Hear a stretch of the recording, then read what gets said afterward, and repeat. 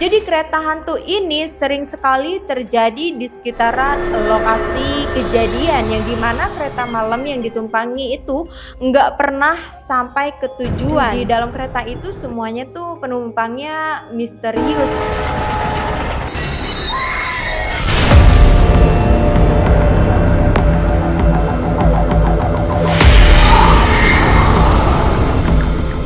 Welcome back to another episode. Balik lagi sama gue Michi. Dan seperti biasa gue nih selalu happy banget liatin kalian yang selalu setia nontonin setiap episode-episode terbaru dari Michi Diary. Dan seperti biasa buat kalian yang baru join di channel gue, jangan lupa diaktifin tombol loncengnya biar kalian tuh gak ketinggalan setiap episode-episode terbaru dari Michi Diary. Belum lama ini baru aja terjadi nih guys, satu peristiwa yang memilukan lagi, yaitu tabrakan kereta api berantas dengan truk tronton di Semarang. Dan untungnya tidak ada korban jiwa dalam kecelakaan pada saat itu. Jadi pada awalnya truk ini mogok di atas rel kereta api. Dan pada saat itu palang rel kereta api belum sempat tertutup. Nah, supir dan juga kerneknya itu langsung turun dari truk tersebut, dan si supir ini sebenarnya tuh udah sempat minta pertolongan kepada petugas kereta. Tetapi sayangnya nih, kereta yang melaju kian dekat itu nggak bisa dihindari, hingga akhirnya truk tersebut ditabrak oleh kereta api berantas rute Pasar Senen Blitar.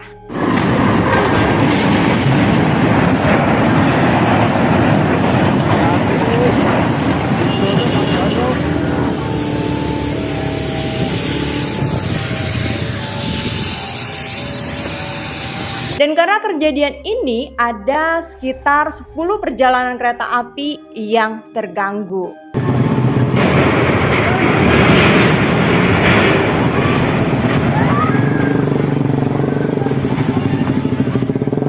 Dan ada satu lagi nih guys, yaitu satu peristiwa lagi yang dimana ini adalah kecelakaan kereta api juga ya, yang sangat besar yang ada di India. Nah sebenarnya gue nih pengen banget bahas tentang kecelakaan kereta api yang ada di India tersebut, tetapi karena gue belum punya bahannya yang banyak gitu yang bisa gue sampaikan untuk kalian, jadi gue belum bisa bikin video tentang kecelakaan kereta api terbesar di India ini ya.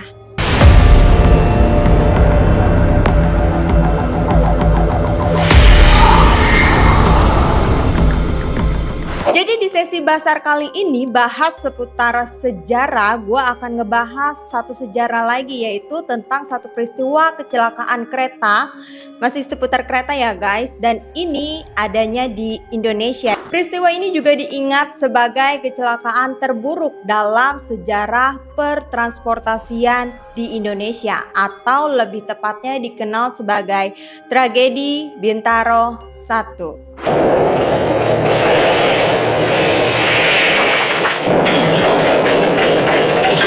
Dan kejadian ini terjadi pada tanggal 19 Oktober 1987.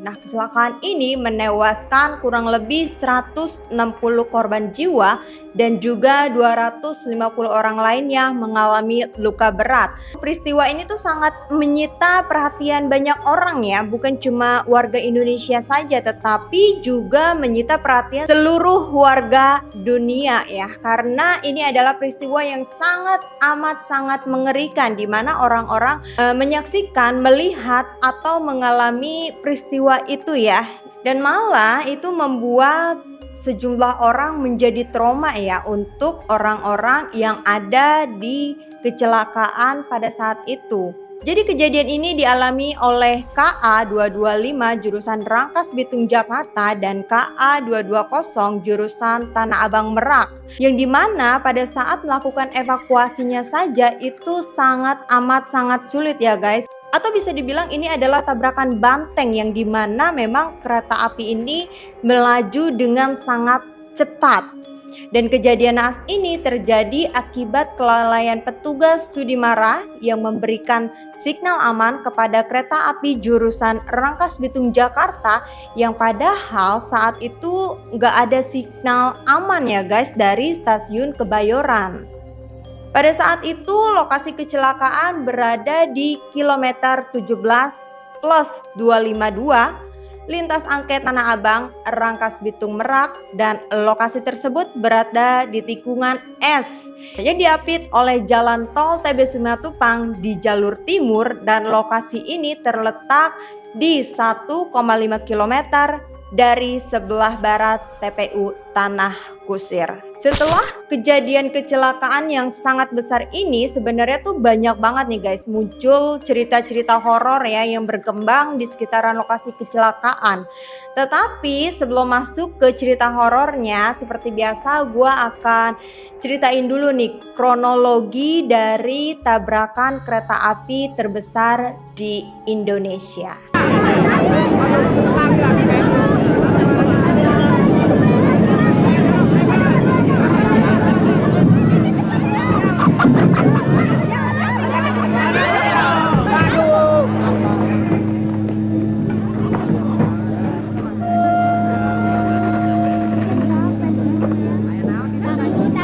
Halo? Halo Sudimara? KA220 bagaimana? Aman? Kebayoran lama, KA220 aman. KA220 segera diberangkatkan. Kebayoran.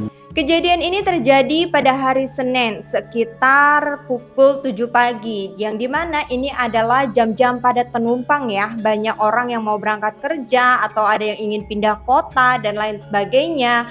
Pada saat itu KA225 jurusan Rangkas Bitung Jakarta berangkat mengangkut 1.887 penumpang, yang dimana ini sudah melebihi kapasitasnya yang mencapai 200% dari kapasitas yang sudah disediakan. Dan mereka tuh sampai ada yang naik ke atas atap dan ada juga yang berdiri di gerbong lokomotif kereta. Dan sementara itu di KA220 jurusan Tanah Abang Merak itu terlihat berbeda ya guys, dimana hanya 72,6% saja nih yang diisi oleh penumpangnya, yang artinya tuh itu masih dalam batas yang sangat normal. Kemudian pada saat jam 6:46 pagi, pemimpin perjalanan kereta api atau PPKA Stasiun Kebayoran mengabarkan bahwa KA220 dengan masinis Amung Sonaria berangkat menuju stasiun Kebayoran arah timur menuju ke stasiun Sudimara arah barat, yang dimana ini langsung membuat takut orang PPKA di stasiun Sudimara karena ada 3 jalur di stasiun Sudimara yang sudah terisi dan salah satunya itu oleh KA225. Dan dalam kejadian ini tidak mungkinlah dilakukan persilangan ya dengan KA220 yang berangkat dari Kebayoran sesuai jadwal PPKA. Dan stasiun Sudimara meminta persilangan kereta dilakukan di stasiun Kebayoran supaya bisa lewat guys. Dan akhirnya kesepakatan itu pun disetujui sebelum KA220 ini berangkat dari Kebayoran. Tetapi sayangnya nih guys, terjadi pergantian shift di PPKA Stasiun Kebayoran. Nah, pergantian shift ini tuh hanya terjadi di Stasiun Kebayoran aja ya. Di Stasiun Sudimara tuh tidak ada pergantian shift sama sekali. PPKA yang baru berganti shift inilah yang dia tuh nggak tahu rencana sebelumnya bahwa akan ada persilangan nih, tetapi sebenarnya ada kontak juga nih yang sempat dilakukan pada saat itu, dan sayangnya kontak pesan yang disampaikan masing-masing itu nggak jelas guys. KA225 sudah berangkat. Siapa yang suruh berangkat? Brengsek kalian!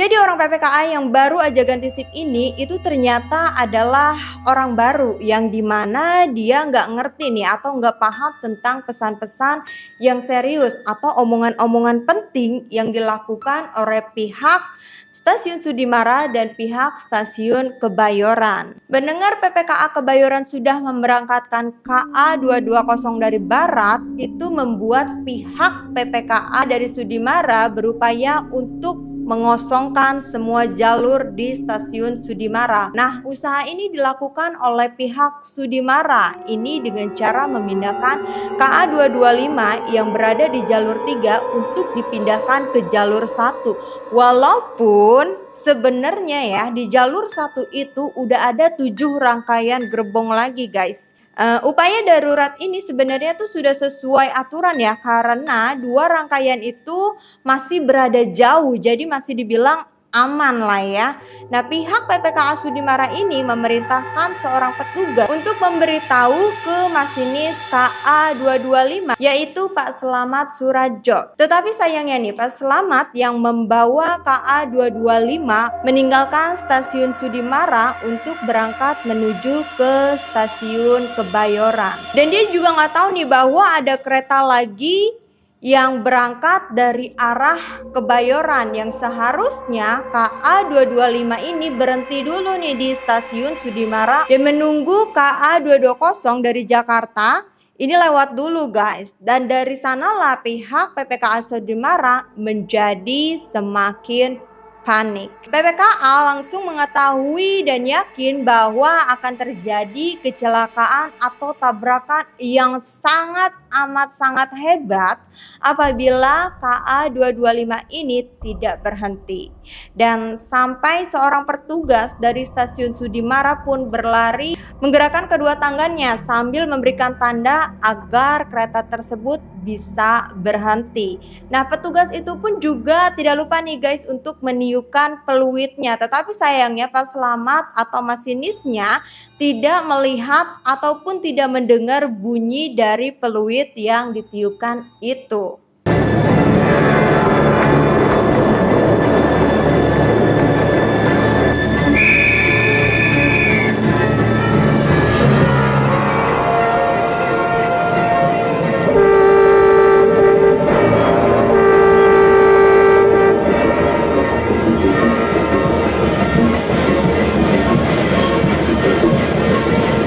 Pak Selamat terus menjalankan keretanya bahkan dengan kekuatan yang cukup cepat ya. Hingga akhirnya di tikungan 407 Pak Selamat ini sangat terkejut dan panik saat melihat ada kereta dari arah timur atau dari arah berlawanan ya. Begitu juga dengan penumpang dari KA 225 yang merasakan ketakutan yang sangat mendalam dan sebagian dari mereka tuh ada yang melompat dari kereta dan masinis dari KA 225 ini juga berusaha mengerem ya keretanya, tetapi sayangnya itu terlambat dan akhirnya 2 kereta ini pun tertabrak antara kepala dengan kepala atau bisa dibilang tabrakan banteng.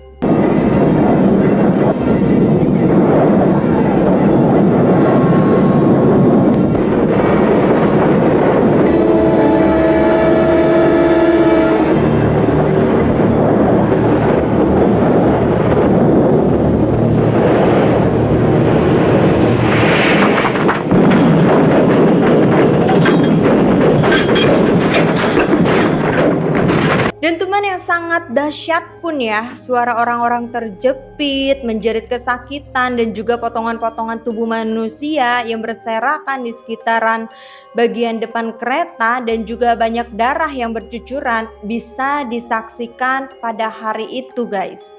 Dan jadilah ya hari itu menjadi hari paling kelam dalam sejarah pertransportasian Indonesia yang menewaskan hingga 160 orang korban jiwa dan 250 orang lainnya mengalami luka berat. Dan dalam kejadian ini masinis dari KA 225 yaitu Pak Selamat dituding sebagai penyebab kecelakaan tragis tersebut. Beliau dipecat dari kerjaannya secara tidak hormat sebagai masinis dan yang paling kasihannya lagi nih ya guys, gaji dan uang pensiun milik Pak Selamat ini ditahan oleh negara tanpa melalui peradilan yang jelas. Tetapi Pak Selamat ini memberikan penjelasan lagi ya, yang dimana isi penjelasannya itu dia mengatakan bahwa Pak Selamat pada saat itu tidak melarikan diri atau tidak melompat apalagi meninggalkan keretanya ya. Dia juga sempat menunjukkan lukanya. yang dimana itu menandakan kalau dia berada di keretanya pada saat itu. Nah, pada saat itu Pak Slamet juga menambahkan bahwa saat itu dia juga dengan sangat jelas tidak melihat tanda dari pihak PPKA, dan pada saat itu juga Pak Slamet ini juga sudah melihat ya kalau asistennya itu sudah naik ke kabin dan kondekturnya pun juga sudah masuk, yang menandakan bahwa kereta sudah siap untuk diberangkatkan. Sampai saat ini sebenarnya Pak Slamet tuh masih merasa kesal ya, karena hanya dialah yang dipecat secara tidak hormat dari kerjaannya dan juga tidak mendapatkan gaji dan juga uang pensiunnya. Dan semenjak kejadian itu kesehatan Pak Slamet menjadi terganggu dan dia juga menjadi trauma ya. Sampai akhirnya Pak Slamet memutuskan untuk tidak lagi tinggal di Jakarta dan dia pun pulang ke kampung halamannya di Purworejo, Jawa Tengah, dan memilih untuk berjualan rokok eceran. Gimana nih guys, menurut kalian siapa yang salah dalam kejadian siapa yang salah dari kecelakaan yang terjadi pada saat itu? Isi di kolom komen ya.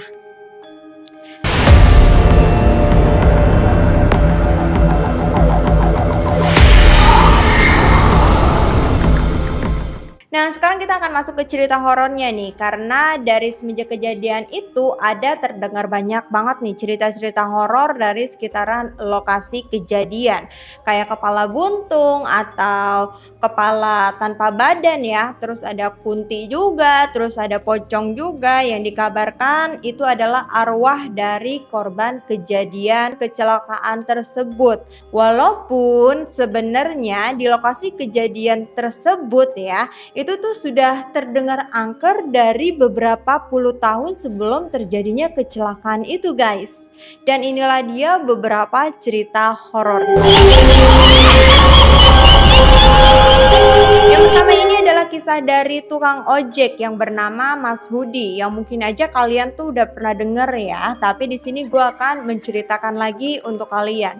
Jadi dia menceritakan pengalaman pribadinya yang berada di lokasi tersebut atau di sekitaran Bintaro. Pada saat itu tepatnya pukul 23:30 Mas Hudi yang pada saat itu masih duduk di motornya yang berharap ada penumpang yang datang untuk meminta jasanya. Sebenarnya Mas Hudi pada saat itu tuh sudah lelah ya guys, tapi karena uang setorannya Mas Hudi itu masih kurang, makanya dia tuh masih mau menunggu penumpangnya. Nah, suasana di stasiun pada saat itu benar-benar sepi ya. Sampai akhirnya keluarlah satu orang wanita dari stasiun tersebut. Nah, wanita itu berpakaian sangat rapi ya, seperti orang yang baru pulang kerja. Nah, langsung saja nih Mas Hudi tuh berubah menjadi senyum yang sangat lebar. Mas Hudi langsung menyampari wanita tersebut dan langsung menanyakan kepada wanita tersebut, "Dek, mau abang antar pulang?" Si cewek itu pun menjawab dengan nada yang sangat lembut ya guys, tapi sayangnya suaranya tuh terdengar seperti orang yang sedang sakit. "Boleh bang," jawabnya singkat. Tanpa pikir panjang, Mas Hudi pun langsung mengantar wanita tersebut. Sambil jalan Mas Hudi ini bertanya lagi kepada wanita tersebut, "Mau abang antar kemana dek?" Wanita itu pun menjawab lagi, "Antar ke Tanah Kusir ya bang." Tanpa menaruh curiga apapun, Mas Hudi ini tetap mengantari wanita tersebut. Nah, di tengah jalan Mas Hudi ini bertanya lagi nih ke wanita tersebut, "Dek, mau ngapain ke Tanah Kusir? Ini kan udah malam, sepi loh di sana." Dan wanita itu menjawab lagi, "Mau pulang bang."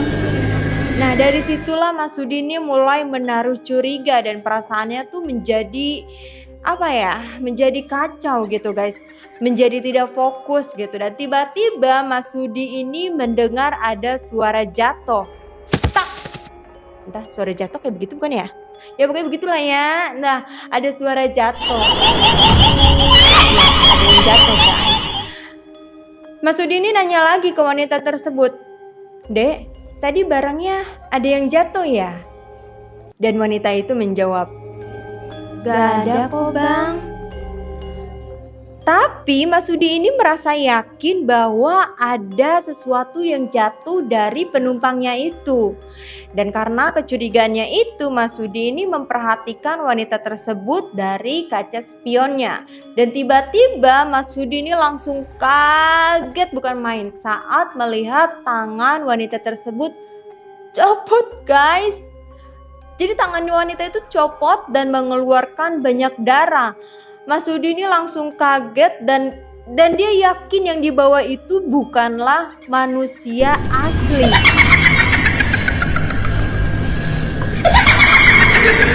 Di dalam hatinya nih Masudi terus berbaca-baca ya, terus berdoa gitu. Dan dia sekali-kali melirik lagi ke arah spionnya dan akhirnya Masudi ini memberanikan diri untuk menengok ke arah belakang. Dan betapa kagetnya Masudi saat melihat kepala wanita tersebut copot, guys. Dan dia lihat tuh banyak darah di sekitaran lehernya dengan belatungnya, guys. Masudi ini semakin tidak fokus dengan motornya ya, menyebabkan Masudi ini menjadi terjatuh dan Masudi ini berlari sampai meninggalkan motornya.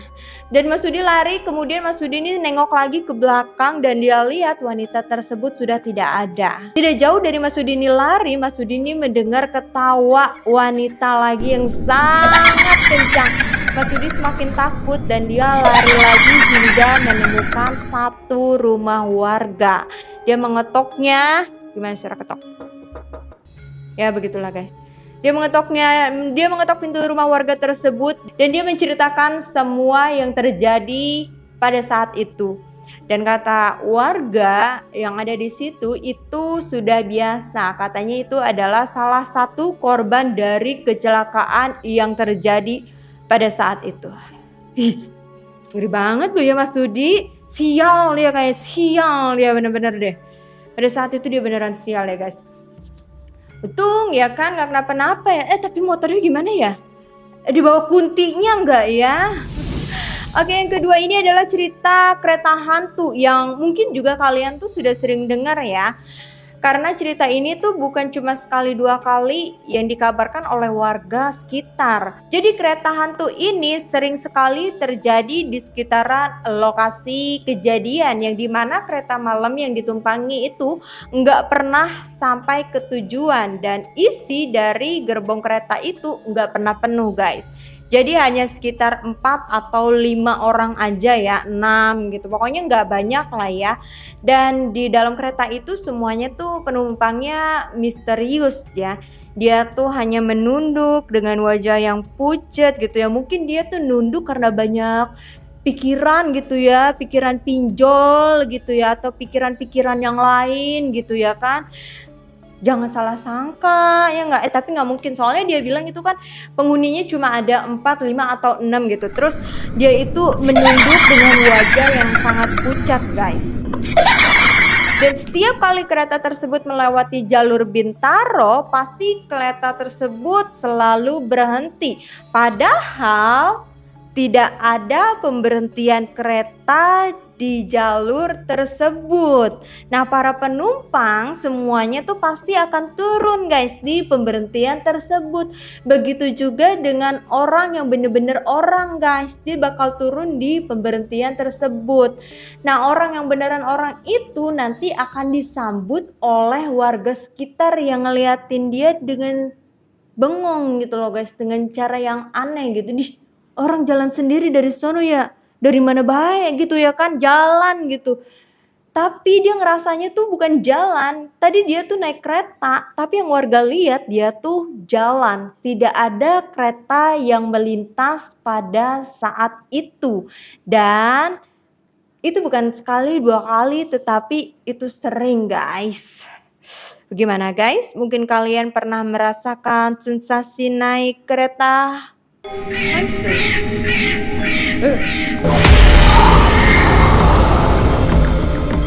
Nah, kemudian yang ketiga, ini adalah kisah hantu bermata merah. Yang dikabarkan sosok hantu ini juga sering menunjukkan dirinya pada penumpang yang melintas atau melewati jalan tersebut. Nah, terkadang hantu ini bukan cuma menampakkan dirinya saja, tetapi juga mengganggu para pejalan kaki yang menyebabkan terjadinya kecelakaan di sekitaran lokasi. Nah, digambarkan juga nih guys bahwa sosok dari hantu bermata merah ini sering sekali membawa kepala manusia ya. Kadang terlihat seperti kepalanya tuh dijinjing, atau kadang tuh dia tuh melihat seperti kepala tersebut dipeluk di dadanya guys. Dan itu menandakan seakan-akan sebagai peliharaan dari hantu merah tersebut guys. Dan kepala yang dijinjing itu adalah kepala dari korban kecelakaan kereta api Bintaro.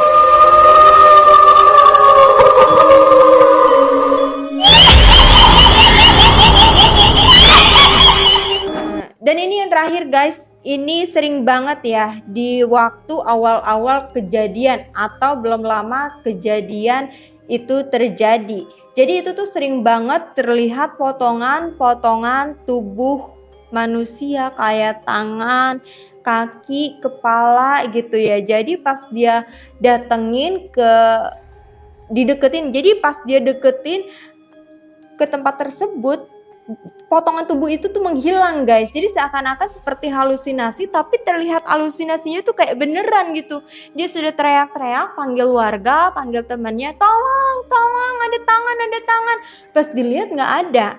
Salah siapa coba? Salah tangannya apa salah yang lihatnya? Tapi itu kejadiannya bukan sekali dua kali juga, itu juga sering, dan itu terjadinya waktu pas awal-awal kecelakaan itu terjadi. Mungkin ya, ini kalau gue yang mikir, mungkin itu karena trauma dari warga sekitar ya kan, jadi ke bawah-bawah, jadi mereka ngelihatnya itu kayak masih ada nih yang belum diangkut gitu, atau mungkin itu beneran ada buat nunjukin gue ada di sini. Menurut kalian itu gimana guys?